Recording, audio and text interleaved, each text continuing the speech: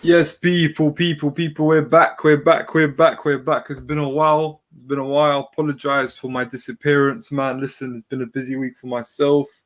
We're back here now, man. Got some transfer updates for yourselves. Midday today.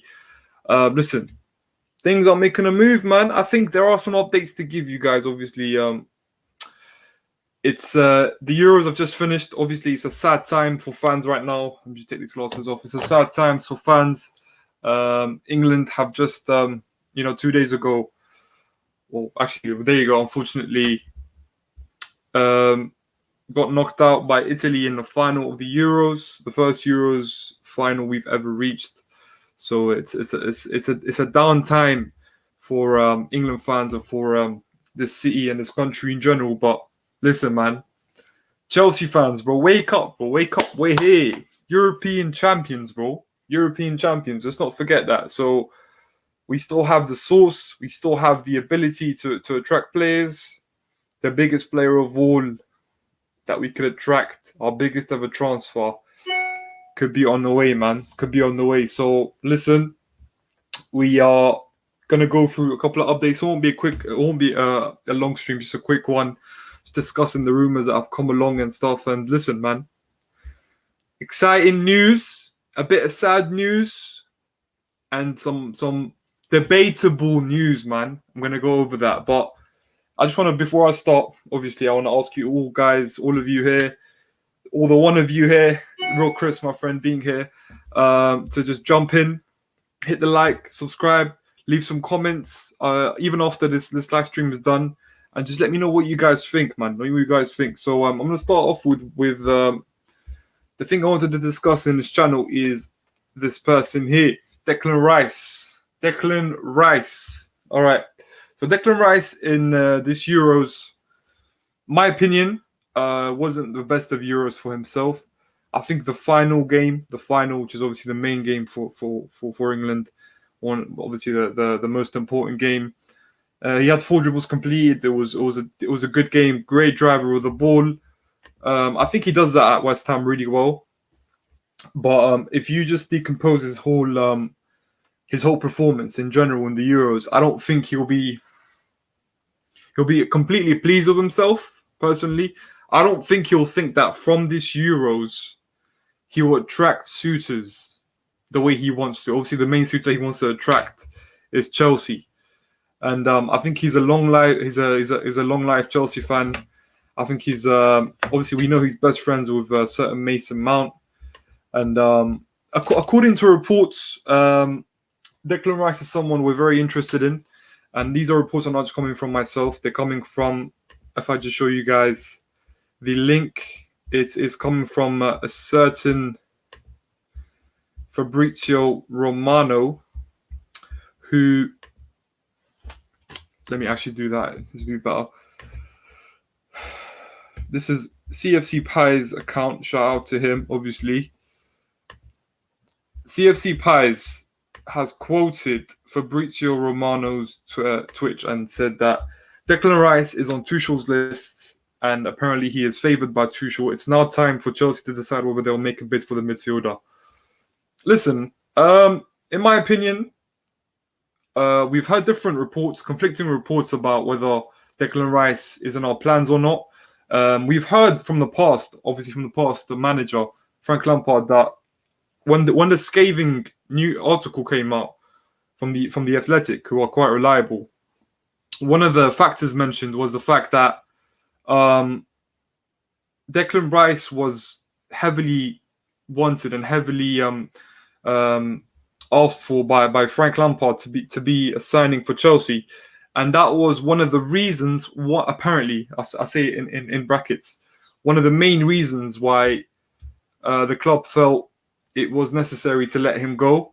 I think they felt embarrassed that we got quoted such a high price for a player we let go of, and that led to, obviously, Chelsea. Apparently, this is all apparently, because now we're hearing reports that the board and Tuchel both want Rice. So it's very conflicting.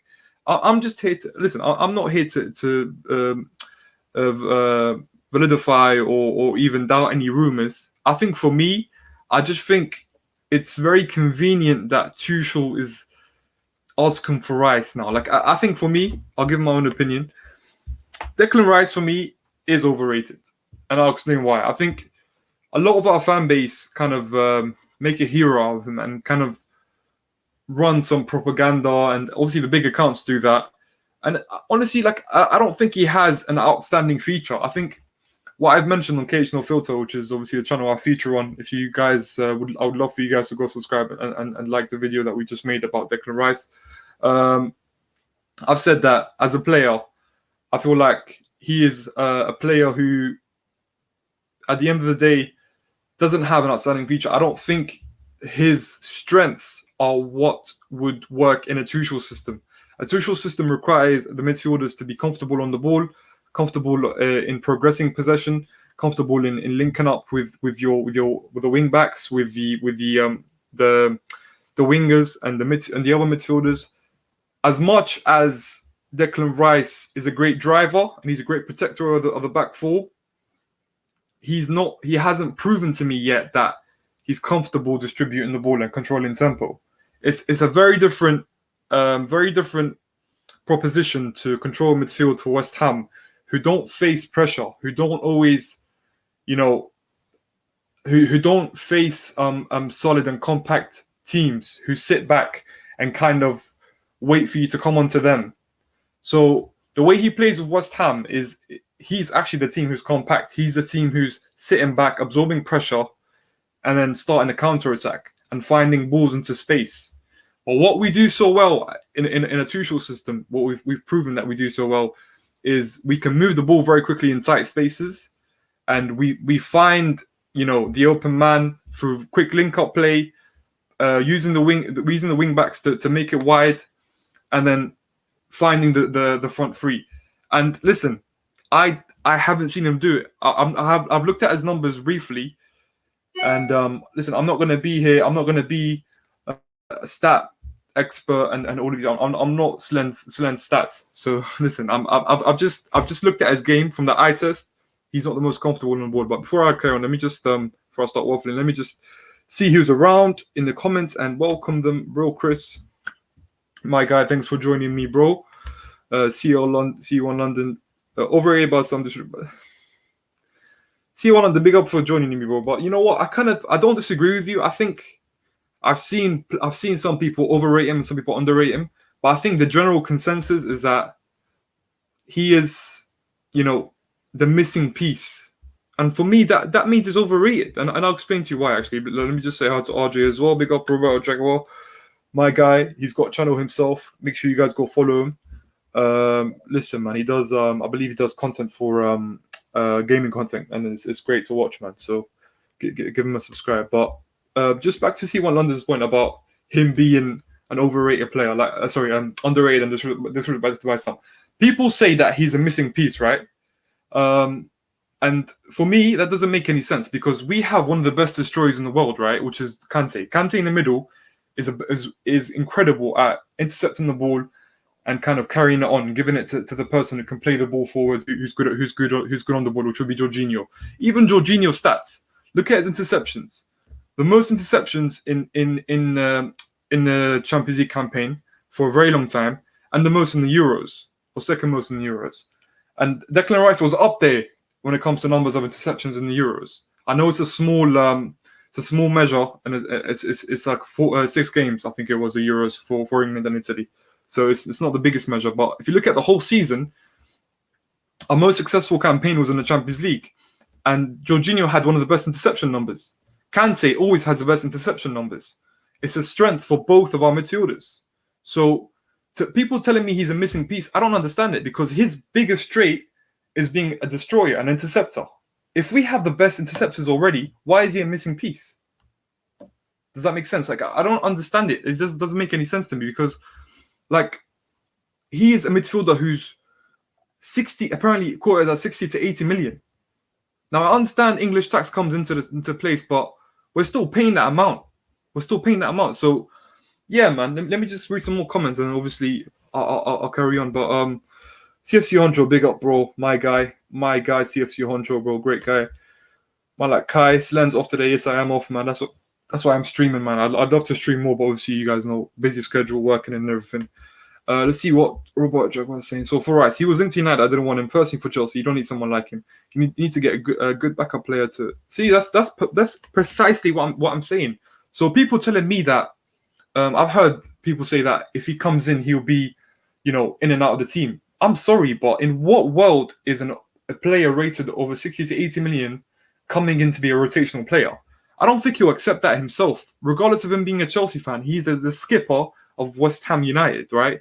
Whether West Ham United are a small club or not, with all due respect to them, he's the skipper. He plays most of their games. He's a number one person on that team sheet. He's the most valuable player on that team, right? Why would he come to Chelsea and be a rotational player? Why would he come to Chelsea and accept coming into for certain games where we have to defend? I've heard these things. No one can convince me of a trait that he has that we're missing in our team. Now, there is an argument, right, that people say that if Rice comes in, he can be a player who allows us to transform formation because he can be the single pivot DM. But that's nonsense to me, man. It doesn't make any sense. How can he be a single pivot DM in a Tuchel system where Tuchel has had in the past Weigl and he's also had Paredes. They're both great progressors of the ball. They can both do an adequate job at defending and at being protectors. Rice is an incredible protector. Like, people say he doesn't have no quality. I don't agree with that. I think he's a quality protector. He's a great protector. He's a great defender. But overall, can he progress the ball to the standard that we want to? My answer is no, man. To me, no. Let's see. So Robert Jack was saying 60 to 80 million to sit on the bench. That's like if United put Sancho on the bench. Precisely, bro. Exactly the point. Sancho is an incredible talent. I wouldn't even put Rice in that level of talent. Like, Sancho is an incredible talent. Like, I don't think Rice is one of the best in the world. One of the best young DMs in the world. I don't think he is. People might say he is, but not to me. Slens, I don't want necessarily one was my first choice, but if he comes, I won't be angry. He won't be like yeah. So this thing about Bakayoko and Drinkwater. Listen, I'm not comparing him to any of them as well. I don't think he'll be that level of failure, but I don't want to spend this much money on a player we don't need. I keep saying this. We know what we need. We'll get onto it. It says it in the banner down, obviously in the sticker down. It says it's you know what we need, guys. You know what we need. We know our problems. Our problems are finishing chances. It's not creating chances. I think we don't create as much as the top six, but that can improve. Do you know what I mean? That can improve because it's the attacking and the creativity problem is a problem as a whole, right? That we suffer from, but we still get chances. Like, Werner still misses a lot of chances. So does Havertz. So does Mount. So it's not a worry. Like, our defensive record under Tuchel is incredible. That's what I'm saying. Our defensive record under Tuchel is one of the best. Like, I think it matches City's. And people might say it's the formation. It's this. Understand, yeah, that a five at the back isn't necessarily defensive. People see five at the back and assume that it's defensive. But we attack as 3-4-3 or 3-5-2. And we defend as a 5-3-2, whatever it is. Just because you see a formation, it's not FIFA. Just because people have this impression that it's five at the back doesn't mean it's a defensive and it's a pragmatic approach. Because most games we play, we have the most possession. If we have the most possession, would Rice contribute to that? That's my question to you. And even if he does, even if your answer is yes, does he do it to an extent more than a midfielder like Basuma, like Douglas Luiz? Like, I hate to bring him up, but we're linked with him. More than a Chouameni? Not to me, man. Not to me. Amaliba Solomon saying, "Will we be? Sorry, I can't talk. Will we be? Will we be able to afford him after Haaland?" Listen, I think Chelsea, we have an abundance of money. We all know this. Our sugar daddy Roman is around, so I don't necessarily think we'll have a problem buying them both in the same window. I think what we'll have a problem doing is lowering the price for Rice and even for Haaland, which we'll get onto later.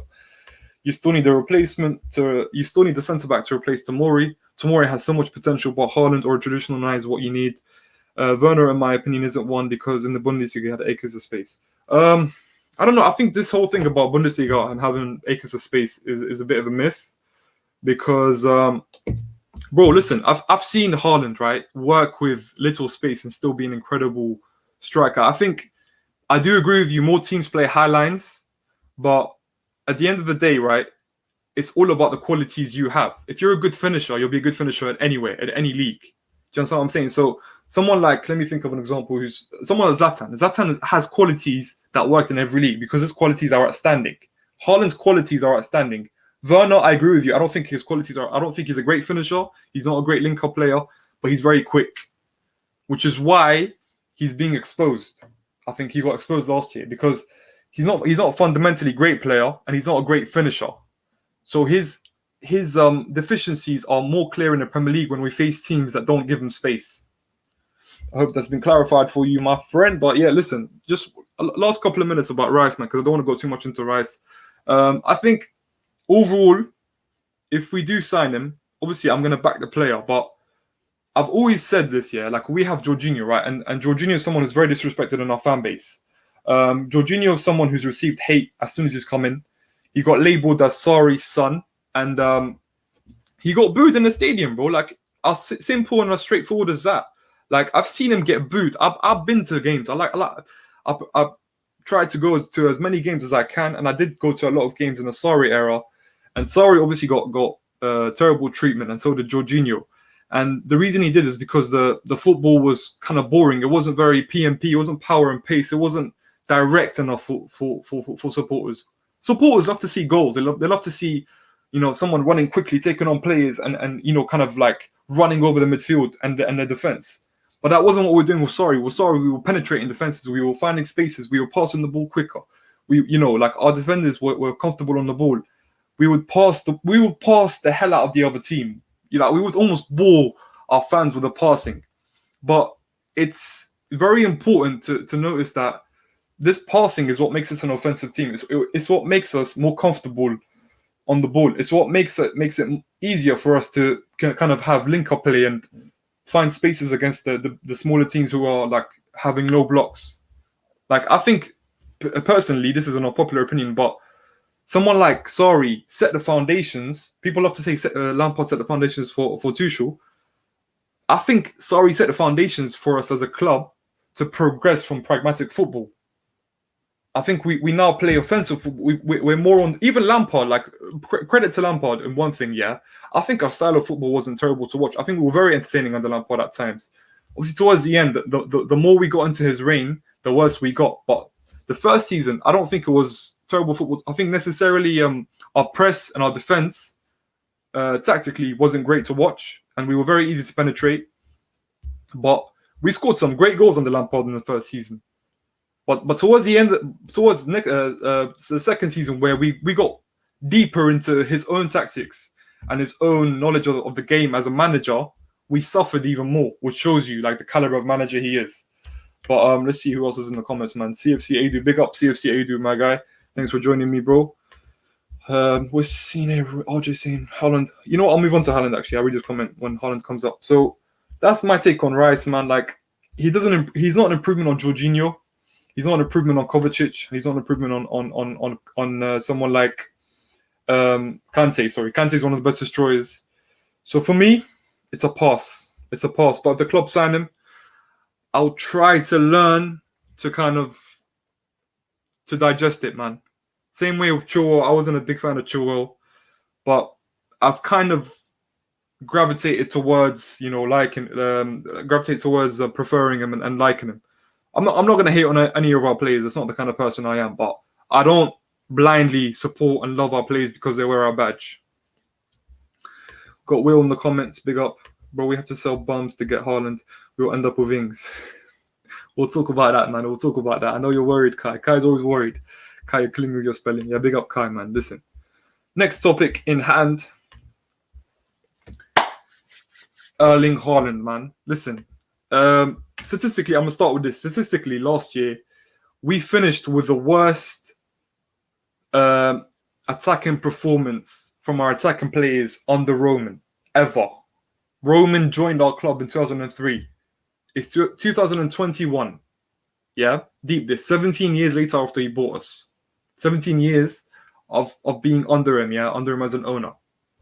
This is the most we spent in one window last year, which was around 235 million, something along those lines. Yes? And we signed a lot of attacking players. Werner, Havertz, and Ziyech. Yet, it was one of the worst attacking performances we've ever had. We scored the least amount of goals, I believe, in the top 6 in terms of our strikers. And I think the main problem is we don't have an effective player. We don't have a Salah, a Kane, a Rashford, a Mane. As much as those players are not aesthetically pleasing and they're not great to watch, we need a player like that. We need a player who just has one job. Put the ball into the back of the fucking net. We don't have that. And the answer to all of this is a certain Norwegian, man. Erling Haaland, man. I'll show you guys the reports that have come out from a certain Jan. Listen, I don't know how to say his name. He's Norwegian. But his name is Jan Ag Fjortoft. I'll share with you guys the tweet that he dropped. There we go. So it says as follows. Let me just zoom into it so you guys can read it. Oh, not that one. It says, I understand Chelsea are preparing a big offer. Big offer is important to check out and challenge Dortmund's. He will stay here next year for Haaland. The understanding is that Dortmund won't say no to 175 million euros, which would equate to 150 million pounds. Here's what I'll say, man. Listen. Erling Haaland would solve a lot of our problems. He would solve a lot of our problems, but he would... So from what I understand, I'll give you guys what I understand about the deal. What I've seen is basically it would cost around 150 million. I've heard that Milano commands also a fee of around 40 million. Now, people obviously got really they started panicking about this 40 million. But the 40 million could either be taken out from the transfer fee, or it could be a separate payment which could be made over installments, obviously, for Mino Raiola. We know Mino Raiola is a mercenary. He's an incredible businessman who always has the best clients and makes sure that he and his clients get paid big P's. And that's credit to him, man. That's credit to him. So, listen, understand that this is one of the biggest deals for a striker that will ever be done. PSG had one summer of buying Mbappe and Neymar.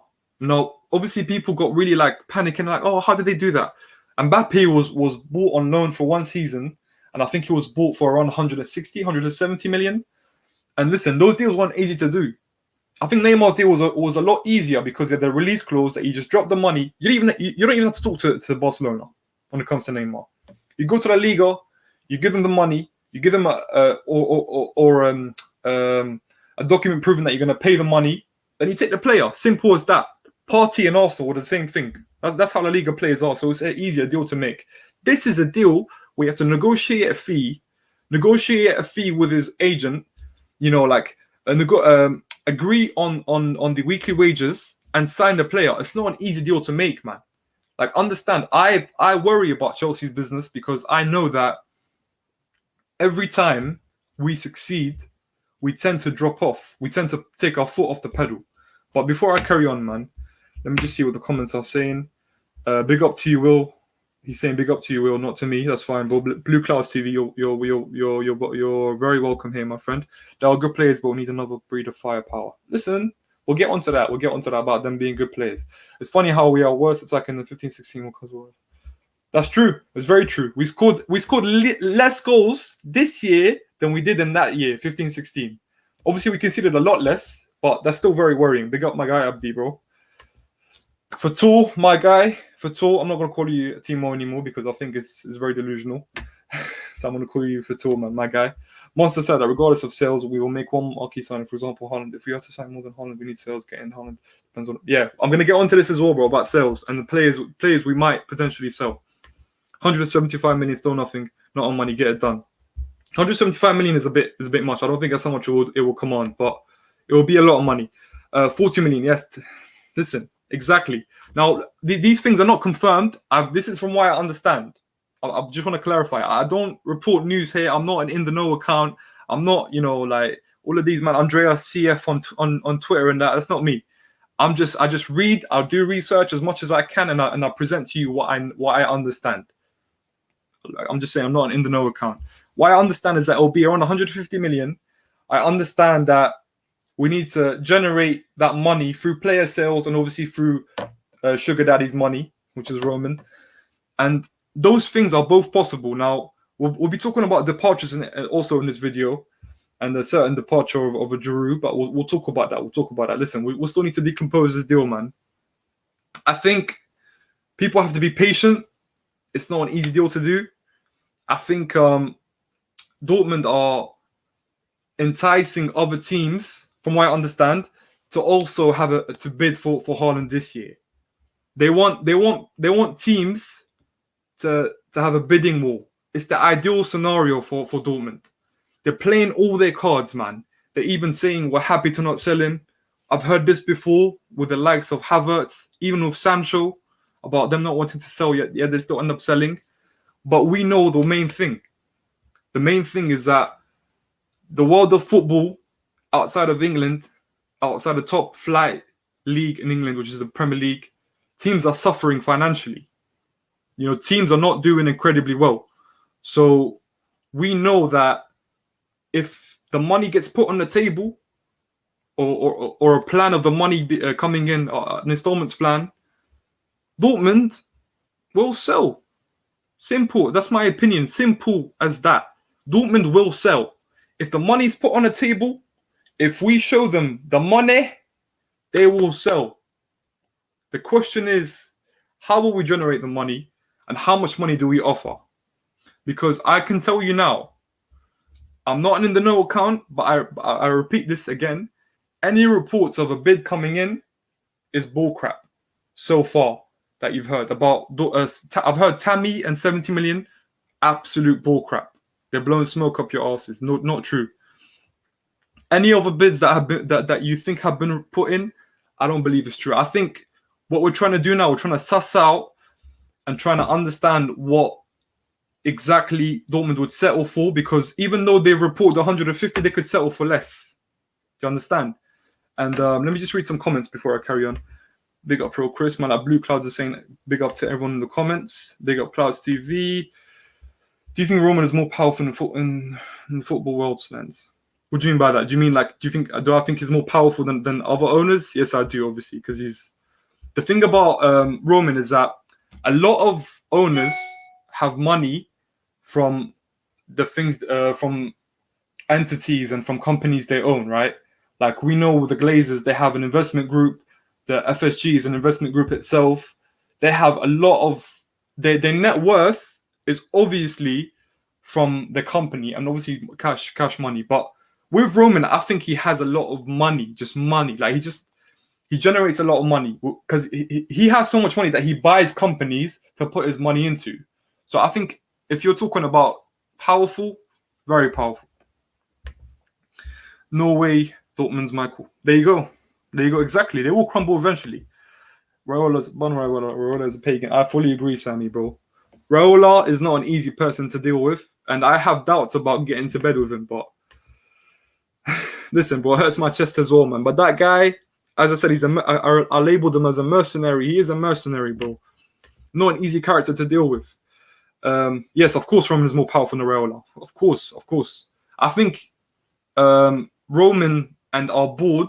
One thing about us that I respect is that we don't get bullied. I know we've overspent for players before, but in terms of wages, we don't get bullied. But someone like Raiola knows he has the biggest clients. And it's not a secret that our biggest problem... Listen, it's not just me and you who know that our biggest problem is goal scoring. Even these agents know. They know we want their client. So you're not going to take any less than what you think he's worth. It's simple, straightforward as that, man. So it's not going to be an easy deal, not at all, man. But bro, have faith in it. Like we've signed Havertz when no one else could. This is a similar situation where I don't think a lot of teams can afford Haaland. Like Man City and Real Madrid have come into the equation recently. But bro, like I just think, listen, I don't believe that these people have come in, man. Like I think Dortmund won a bidding war. So if you guys hear news about a rival team, Man City or Real Madrid, coming in and competing for the player, don't believe that, man. Let's see what Sammy's saying. Why doesn't Romy get on? Listen, bro, we don't. I refuse to acknowledge this comment, man. I'm not trying to get bagged, bro. Big up. This is Football Hussam, man. Subscribe to his channel, bro. He's got bare subscribers because he does great content. Watch alongs. Listen, man. Great content creator. And listen, man. Hopefully, I'll get him on my channel soon. Even Stevie Wonder knows we need a top. Exactly, bro. We do need a top striker. It's clear to see, man. Like I know rival fans look at us and think, oh, like you already have a lot of money. You spent 150 million last year. Listen, you always need to improve because your rivals around you will improve. Like whether Pep Guardiola can say that he can't spend money and he won't spend 100 million on striker till he's blue in the face. But no one believes you, Pep, bro. No one believes you. You're chatting crap. You're just trying to make your owners spend money. I don't believe that City are in financial trouble. I don't believe that for a second. I think it's absolute bollocks. And Man City will spend big. I'll put my neck on the line now and tell you. Man City will spend big. They'll get either Grealish, Kane, or they'll get a big money striker. I'm telling you. So don't believe this crap about Man City. Like Man City are going to strengthen. So do we. We need to strengthen as well. Because Man City, there's distance between us and Man City right now. Man City are a better team. They're a better run organization. They just won the league. I know we just won the Champions. I know we just beat them in the Champions League final. But as an organization, when it comes to the transfer dealings, the manager they have, they're a better team. We still have to catch up to them, right? So if they strengthen this summer, they'll be going further ahead, which means we need to catch up. And the only way to catch up is by signing the Norwegian gunman, bro. And that's Haaland. Like the video now, your son will grow up an Arsenal fan. Listen, you're right, bro. Like the video, otherwise, listen, man. You don't want your son bro, your son will be depressed, man. It will be fun times. Big up, bro. Big up Amiros, my guy, man. Great guy, man. This is Chelsea. I think Chelsea's signing that's a leaked out on the bag. Speaking of rival fans' opinions. Listen, I think if Haaland comes in, I personally have expectations of competing for the title until the last 4 weeks of the season. I expect us to be 5 points away, at the very least, 5 weeks away from the league ending, the season ending. And if that's not the case, I'll be disappointed. I don't know what will go wrong. I don't know, because with Chelsea, things seem to go wrong after success, and it's been a trend over the years. City 100 ignore. Listen, exactly, man. Like, as much as I love Pep is a revolutionary manager. Like, he's changed the way. I think, obviously, Cruyff and all these men changed football back in the day, but he's innovated it. He's had different ideas and like national. Well, we're seeing international teams take his trademark and kind of innovate it themselves and win trophies because of it. We saw France and Germany do it over the years, where countries where he's managed their best clubs, and they've made it possible to transfer that into their own national team. And as much as I love Pep, I'm just saying that the impact that Pep had is incredible. But the one thing about this guy, yeah, is that he chats shit to the media, and I don't have it. You people can have it. You people can like buy his tears, man, all you want. Put them in plastic bottles and buy them in Tesco's and that. But I don't do that, bro. I can see right through him, man. He's chatting shit because he's lied to us many times, bro. He's come out and said, we can't replace Aguero. But that's a lie, because you can. Like, let's not act like we're not superpowers. Like, Chelsea and City, let's stop acting like we're not a big club who have a big owner. Like, let's not do this. I'm not doing this, man. Exactly. This is what Hussam's saying. Hussam's saying, man cries in front of a camera. I'm sick of him acting as a good manager. As a man, I dislike him. Chelsea and let's see how I compete with him, but we need to spend. That's facts, bro. That's facts. I think City will make a statement this summer. We saw their owner or their director come out and say, we will compete. We're going to strengthen. We want to send a message to everyone else. And they're going to do that, bro. Trust me. Listen, bro. Raiola, I don't think... listen, like, he's not as powerful as Roman, but he's still got power. Like, he's still a smart man. I don't think he'll do that, man. I don't think he'll do that. Smash the like. Of course it does, bro. Big up Blue Clouds. Of course it takes time. It takes time. It takes, effort, but we keep moving, man. Yeah, man. Listen, Haaland, for me, before I stop talking about him, all of you guys in the comments that are here, let me know, yes or no. Do you see Haaland coming to Chelsea? Even as a rival fan, let me know. Personally, I'll give you my opinion. I think we're getting Haaland. I think who said be very excited? Is it Arsenal? What's his name? Raul Saniel? No, Josh Kroenke. He said to Arsenal fans, be very excited. I say this to Chelsea fans, be very excited. Erling Haaland will come in, and I'll tell you what, him coming in, what it will do to all of our front line is it will improve them, because he takes the goal scoring load out of all of our players, the likes of Pulisic, the likes of Havertz, the likes of Werner. He'll contribute a lot, and these players will start scoring goals as well. So all I'm saying is, be very excited. Now, but before I move on from this topic, I want to see yeses or nos in the comments. Nothing else here. Give me yeses or nos. Let me just read some of your comments. Kane and Grealish, statements in plural. Yeah, facts. Would you give up Cho for... I'll talk about Cho in a second, bro. I'll talk about Cho. Yes. So Hussam says yes. Of course. I can see even Spurs another sense of the no. Maybe, possibly. That's two yeses. No one said no so far, man. I want someone to kind of have a different perspective. But listen, I'm still not seeing people in the comments, man. I think there's 11 of you watching. Drop a yes or no in the comments. Let me know if you see him coming or not. Slans Grealish ain't leaving this year, in my opinion. Bro, I don't know though. If City come knocking, listen, they got a different knock. I'm quoting another Arsenal owner. I see when City come knocking and Chelsea come knocking, it's a different knock, bro. We need Ziyech to ping players in for a striker. Oh, Ziyech. We'll talk about Ziyech. We'll talk about the departures. Yes, and no. Yes and no. Sammy, I'm not having this, bro. You're sitting on defense, bro. You got splinters up your ass, bro. I'm trying straight up, man. Yes or no? But yeah, man. Listen, bro. I've been rambling on for 35 minutes. Big up to you, man, for listening to me. Please look at how long it's taken, hearing nothing, bro. Of course, it's gonna take long. It's a difficult deal to do, bro. Like, it's not gonna be an easy thing to do. So, listen, we're gonna talk about the departures now. Give me a second. The possible departures from Chelsea. It's 3 players, and it's again Jan Ag Fjortoft, who's a Norwegian, who's reported about the Haaland news, has reported about certain departures. We'll talk about the players that are departing. Comments what they're saying. Overall, yes, do up, boss man at the corner shop. Yes, bro. That's what I like to see, man. So these are the possible departures. Moving on to the departures that we might see. Now, these departures have been highlighted as a way to fund the Haaland deal. Enough, we'll still need the sugar daddy's money, but it could be exciting times for some of the departures. They could finally get a chance somewhere else. My personal opinion is 2 out of the 3 players mentioned, I do not mind seeing them leave. I just want to find Abdi's comment from earlier, who talked about Cho. 1 second. Cho. He said something about Cho that I was interested in bringing in. Oh, he said Cho. So would you bring in Cho to? Would you give up Cho for? I think he thinks Eden Hazard.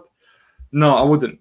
The current version of Eden Hazard is not going to benefit us. I'm tired of seeing injury-prone players, Pulisic, in our club.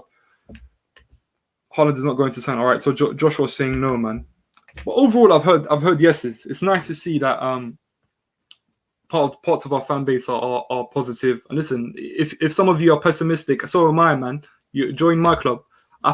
Honestly, I'm saying yes, we're going to sign him, because If we don't, then I'll have zero hope. Or Erling Haaland. Of course, I'd give up Cho. Of course, I would. Of course, as much as I love Cho, Cho's one of my favorite attackers in the club. Of course, I'd give up Cho to bring in Erling Haaland. So we need squad there. So I don't think they should leave. Maybe Tammy leaves. All right, let's get into the bottom of the situation, man. What's Jan Ag Fjortoft saying? Let's read it. Let me just share my screen with you guys to show you what I'm looking at.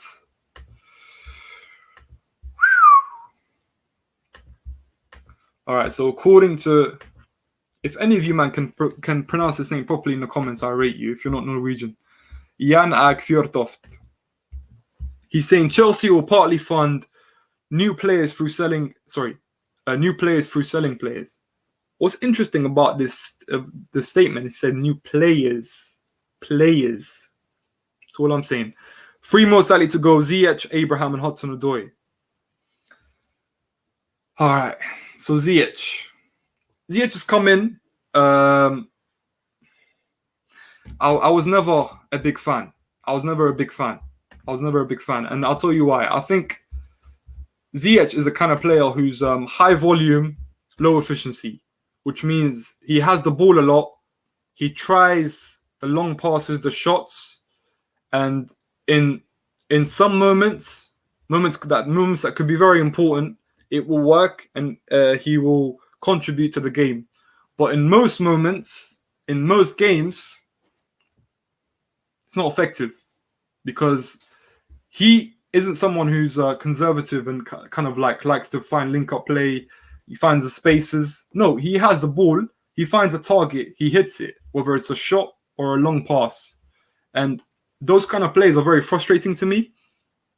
I don't think he suits the Tuchel system, which requires, again, like I keep saying, one of Tuchel's main aspects are 2 things: it's pressing and ball retention. And he doesn't fit both quotas. So I don't see him as a player who is beneficial to us starting or even on the bench.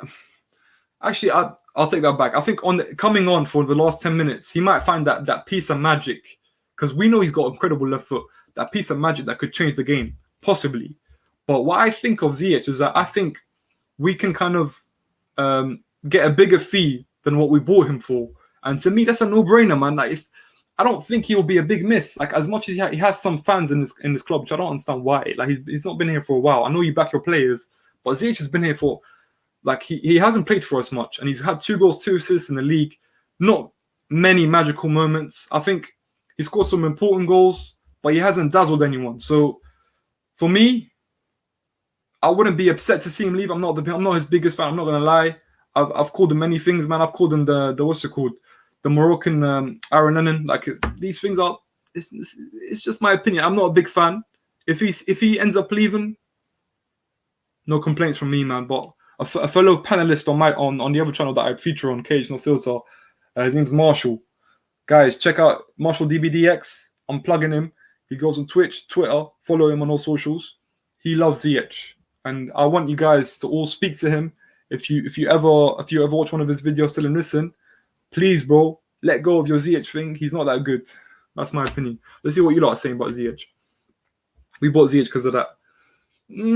I don't think so. I think he played the part, but I think before that game, I think we were interested in him before that game, because we're the kind of club who kind of scout players for a while and we end up signing them. So I think that's a bit harsh from yourself there, Abdi.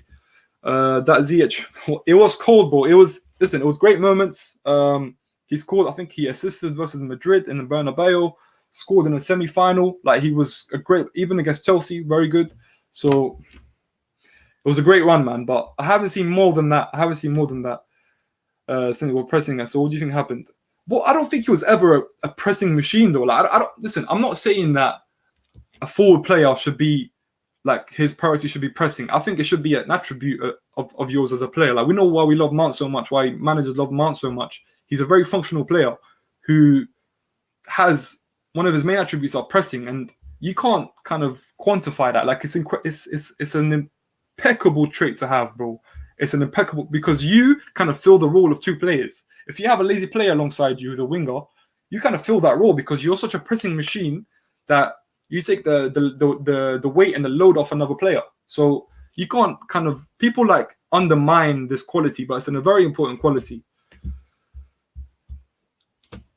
Yeah, well, I agree with this. We had no striker. We had Havertz and Timo, but the finishing qualities and Abdi. This is one of the things that pissed me off the most, bro, is that we were comparing them to Bruno. Like, they're both high volume and low efficiency players. But Bruno is actually, I feel like Bruno affects the game more, and the system they play at United suits him more. So he tends to shine a lot more than Ziyech, and I think he's a much better player than Ziyech as well. I think he's got better long shots. His passing is more accurate for me. I think Ziyech can take players on a bit better, but that's my opinion, man. Don't compare him to Bruno, man. They're different stratospheres, different universes. Listen, what we're gonna say, Tammy now. Tammy, bro, Tammy. It was Tammy in the first 4 months under Lampard was incredible, man. He was so good, scoring important goals. But he scored more than one goal in many games, right? He scored more than one goal in a small amount of games, yeah. And it exaggerated his goal tally towards the end of the season, and it made people kind of get lost and fall in love with his numbers. I don't think he's a Chelsea quality striker. I think he is definitely 100%. I hate people say this. He's not a championship quality striker. Like, people say that all the time, and it really annoys me because I still think he's always in the right place in the right time in terms of tap-ins. But I think his movement isn't great, if you know what I mean. Like, I think his off-the-ball movement isn't great, but he tends to find himself around the box and kind of get attracted to where the danger area is, which is obviously a great trait to have. I think he's a mediocre average finisher, and I think he would do really well in the Premier League club in the lower levels. The likes of, all due respect to his clubs, the likes of Aston Villa, West Ham. When I say lower levels, I mean below top 6. And people that say he's a championship striker, they're just trying to discredit him. I think it's unnecessary. Like, I hate saying this whole like intangibles thing, but he cares about Chelsea. You can see even when he won the Champions League, he was celebrating, he was ecstatic, and I'm proud of what he's done for Chelsea, man. But he's not good enough for our club. Like, he's not good enough to be a starter. It's as simple as that. If we can get a high fee for him, I would sell him. Appreciate all the things he's done for us, and I can guarantee you, whichever club he goes to, or if it will be a Premier League club, he will score at the bridge, and he will do the no celebration thing. I'm telling you, clip this and come back to it. I'm telling you, it's going to happen. Tammy, I think we can, from what I've read, we can command a fee of around 20 to 30 million, which would be good for him, man. Like, it will be good for his future as well, for his career. And listen, all the best for him, man. Like, as I said, it was a run of games in the beginning of the season with Lampard that he scored 2 goals. He scored 2, 3, and then 2.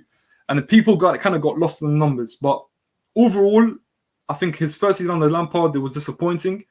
In the big games, he couldn't do it because, I'll tell you why. For me, Tammy couldn't do it in the big games because teams chances come very, very far in between against the big teams. When you play big teams, chances are very low and far in between. We saw that last year with top 6 games, and Tammy isn't a very clinical striker, so he didn't get a lot of chances. He didn't score a lot of goals, and even when he got his chances, he wasn't very he wasn't a killer, man. He doesn't have that ice cold killer mentality that Haaland does. So I wish him all the best. I would sell him in a heartbeat if it's 30 million, personally, with all due respect to him. But yeah, I agree. Compared him to obviously, man, Ziyech. But here we'll move on to Joe. Lastly, guys, if you have watched my channel before, you know that I've come out and I've supported Joe, man. Like I've even said, yeah, in one of my videos, it's a transfer video I made, this pre-recorded video. I said I would start him. I put him in my starting lineup on the left, and I put Haaland up front. And the reason I did that is because Haaland at Dortmund, as much as he's a clinical striker, right? As much as he is that, he has creators of the likes of Reina, of Sancho, one of the best creators in Europe. Royce, a great creator in his heyday and up until this day, and other players. Even the wing backs like Guerrero, incredible creator. And all of these things led to him being such a great goal scorer. Like, I understand he's still clinical for Norway and in the Champions League, but I think having creators around you as a striker gives you so much confidence, because you know if you miss one chance, you'll get the next one and you'll score the next one. It's the confidence. Do you know what I mean? So I think Cho kind of fills that quota of a player who's a great creator, who could be. He's 20 years old and he's got incredible creative numbers per 90. And you have to respect that. You respect that. I think Cho, for me, like, he got most of his chances at right wing back last year, right, under Tuchel. I don't look at Lampard's time, even though at Lampard's time, yeah, there was times where he brought him on and he changed the game. Cho, like he brought him on versus West Brom away and kind of changed the game. Like, I think that was our worst time under Lampard. It was the lowest of the low. Even against Man City, he came on for the last 10 minutes, great run, scores a tap-in. I don't care about people calling it tap-in. It was still great movement. So if you look, as I said, look at his creative numbers, yeah, per 90 for a young attacker, a young winger, yeah, it's the top of the top, bro. Like, it's top of the top. And one thing that frustrates me about him is, obviously, his injury has led to him being a lot more hesitant when it comes to taking on players. But if he can work on that, bro, I'm telling you, we have a gem in our hands. I don't want to lose another player to another club and you know, like, think about what could be. I'm tired of that, man. I saw that enough with the likes of De Bruyne, who comes at the bridge and kills us every time, man, because he's got a point to prove. We let him go. Don't let go of this player, man. I'm telling you. There's a reason why Bayern Munich won him. Bayern Munich identify targets really well. They once said about Nicolas Pepe that he needs too much time in the box. And guess what? Lo and behold, it's a big criticism of Nicolas Pepe's game, because Bayern Munich have a great scouting team, bro. And I'm telling you now, yeah, he's been robbed of a lot of assists. Cho has been part of our best performances again. Like, I've said this on my channel before, but the likes of Everton away at home, we beat them 2-0. He was playing in his preferred position, and it was one of our best attacking performances of the season for me, man. I'm not even exaggerating. And our best performance, attacking performance under Tuchel, came with who on the right wing back? You tell me. It was Cho. We beat that team 4-0. We could have scored 5 or 6. And he was the epicenter of everything going down the right. Like, he was dragging people so wide because he loves the byline. He loves hugging the byline and kind of fighting creators, fighting the floating tens, which are either Havertz or Mount, fighting them in that little space and kind of linking up with them. And the goal came, the first goal from Havertz, if you guys remember, jogging your memory back, he was so wide, yeah, that he found that little pocket of space, Havertz, where he could just finish that chance. That's what Cho does so well, man. Like, he's almost an old school kind of striker where he hugs the touchline. He's not an inside forward, and he's a creator, man. He creates chances. If he sees you making the run, he'll find you. And Haaland will be making that run. And guess what, bro? Cho will find him. I'm saying we can't let go of Cho. But let me read some of your comments. Oscar, listen, one of the best Cho supporters out there, man. If you guys want to see, I believe he's got a channel. I forgot the name of it. I hope he reminds me of it. It's a Top 6 Football. But bro, listen, check him out, man. Great channel. Big up Blue Clouds TV for that, bro. Haj sent me here. Big up Haj, man. That's my guy. Cho, yeah, but I'm moving mad, bro. Tammy, don't make me time you up, bro. My man's moving mad. Cho and Reese have been robbed of assists. Man, them to be interviewed for the robbery that has been happening to the man. Listen, bro, it's true. It's true. Cho has been robbed, man. So has Ziyech, by the way. All Top 4 podcast. Sorry, my bro. Yeah, Oscar. Listen, guys, check that out. I think he made the video very recently. Guys, check it out, man. Great content creator, bro. But yeah, listen. We can't. This is all of the reasons I've given you. We can't let go of Cho. At the same time, people have criticism of him in terms of.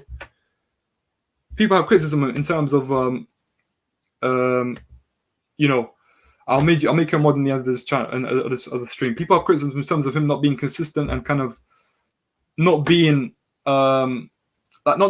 he's not the explosive player who takes on players anymore. I don't think I think that's kind of what brought him onto the scene.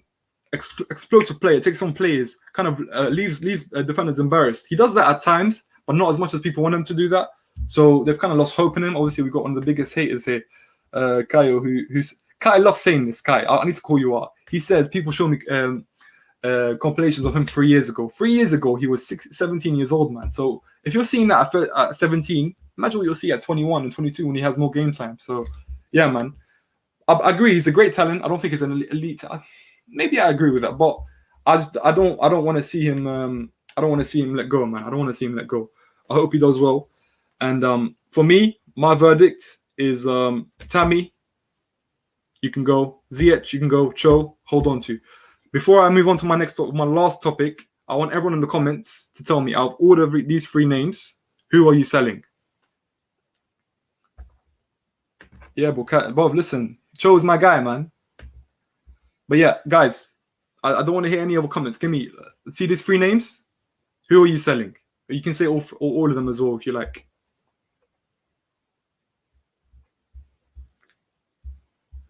Comments are funny, man. We got here saying Tammy, Ziyech, Tam, pay for VIP Uber. Iman's going to send him in his Uber. Tammy, because he brings the most peas. Interesting. Fair enough. Tammy. I like Tammy more than Ziyech, but Ziyech has only had 1 year, so Tammy. Oh, interesting. I thought we wanted Ziyech to go as well. Get the Bambi Tammy out of here. CFC fans saying Tammy as well. Everyone's saying Tammy. I'll be okay with letting Tammy go. Fair enough. Get that Bambi Tammy. See, I'll sell Tammy as they won't get game time and outraged by Tuchel. Fair enough. Okay. Yeah, see, I think it's a consensus. I don't think a lot of people want Cho to go. Maybe, obviously, Kai's an exception. Kai's been having an agenda against them since he walked through the door, man, as a 16-year-old, man. Kai was outside, man. As soon as Cho came in, yeah, as a youngster, Kai had a sign of saying, leave our club. Why are you coming here, bro? They had the sign, bro. But yeah, listen, I'm big up Kai. Yeah. So I think the verdict here, we can all agree that I think Ziyech and Tammy, Ziyech and Tammy are both players that we can let go of to kind of fund the Haaland. When it comes to Haaland, I think a lot of people would also let go of Cho if it meant getting Haaland. But I if it was for me, like, that's a last resort. If that's what it meant to get Haaland, it's a last resort. I would accept doing it. An African tournament. Boy, he went back to Ghana, bro. He went back to Ghana to kind of join that team, man. Good decision from him. But the last topic I want to go over, man, is my guy. This guy, man. The thumbnail obviously was all about Giroud, man, because I thought I should send him his respects. Giroud, obviously, let me just show you guys a quick Fabrizio Romano tweet, man. The tap-in merchant, I'm joking. Big up to Fabrizio, man. Big up to Fabrizio. Runs bare propaganda about Italy and that the other day, but we keep moving. It's calm. So this is what my guy is saying. AC Milan have reached an agreement with Chelsea to sign Olivier Giroud. Here we go soon. They're saying that it's a 1 million guaranteed and a 1 million add-on. And Giroud will sign until 2023 once all details will be fixed. He's expected to fly out to Milano next week. Listen, Giroud, bruv, like, over the years, let me give you guys some details about him, yeah? So in his first season, he scored against Liverpool, scored in the FA Cup semi-final, scored against Arsenal in the Europa League final, scored against Tottenham last year, Lampard's year. He also scored against, let's see, what other games has he scored in? He scored in many big games, yeah? And that Europa League performance alone makes him a cult hero, in my opinion. I think he's not a legend because he hasn't been here for long enough. He wasn't here in his prime. But honestly speaking, man, if you look at, the collection of goals he scored, in the end of his career, if you just look at a compilation of the kind of goals he scored, you think this is one of the greatest players of all time, because he just scores extravagant goals that are incredible. And one thing he's done at Chelsea is he scored important goals. For me, I've said this about Haaland himself. If next year he scores important goals that are winners and that win us trophies, that means more to me than scoring 40 goals. Do you understand? So Giroud has done that for us, man. And I think it's a great signing that we got him from you for. Honestly speaking, out of the Giroud and the Aubameyang deal, we got the better of it, man. I know Aubameyang would have been a lot better for us, but in terms of Aubameyang at Arsenal, bruv, you can at me, DM me, cry in my comments. But for me, we got the better of that deal. and I want to respect Giroud for everything he's done. Big up to him, bruv. He's been an incredible, incredible servant to the club. I think with him, we won a European Cup. It's a shit one. But we also, listen, don't forget something about Giroud, by the way. In the group stages, he scored a very important goal this year in the Champions League, yeah? The goal where Werner missed a chance one-on-one, surprise, surprise. And Giroud comes in and drops a header in the last minute, yeah? That guaranteed us top spot. Don't forget that. Because that top spot, listen, it could have been a different story, man. Even last year, towards the end of the season, he came in and he scored very important goals for us in the Premier League, which got us top 4. So all of these things contributed to us winning the Champions League. Even Tammy, by the way, people want to discredit Tammy, but the goals he scored contribute to top 4, contribute to us getting the Champions League. So it's a combination of all these things, man. And Giroud is a big part of it. Even the goal listen, I don't even have to mention the bicycle kick against Atletico Madrid. That's an important, very, very important. It gave us comfort in that tie to go in the second leg and be confident. So, bro, Giroud, man, that's my guy. Thank you for everything he's done. I hope he succeeds at AC Milan. I like AC Milan as a club. I try to watch AC Milan as much as I can. And listen, bro, that's another player I'll be supporting at AC Milan. And let me just read some of your comments before I head off. 80 million, what a deal. Facts. Immense in the Europa League. Facts, again. He's one of my favourite ever players, says Will. Arsenal fans, well, listen, these men don't appreciate good strikers, man. Great business. I agree. Giroud's last goal for Chelsea was a bicycle kick. I don't think anyone's going to... Well, that's true. Is that his last goal for Chelsea, though? Interesting. Are you sure that is? If that is, that's an incredible way to go out. It was class, yeah. So, man, listen. Bro, why is CFC Adu laughing, man? No, listen, Adu, bro. Tammy did contribute. Like, he wasn't an important figure, but the goals he scored last year contributed to us getting top 4, which contributed to us winning the Champions League. So you have to think of it that deeply, innit? So I'm not saying that Tammy's the reason we won the Champions League. I'm saying he contributed. Everyone contributed.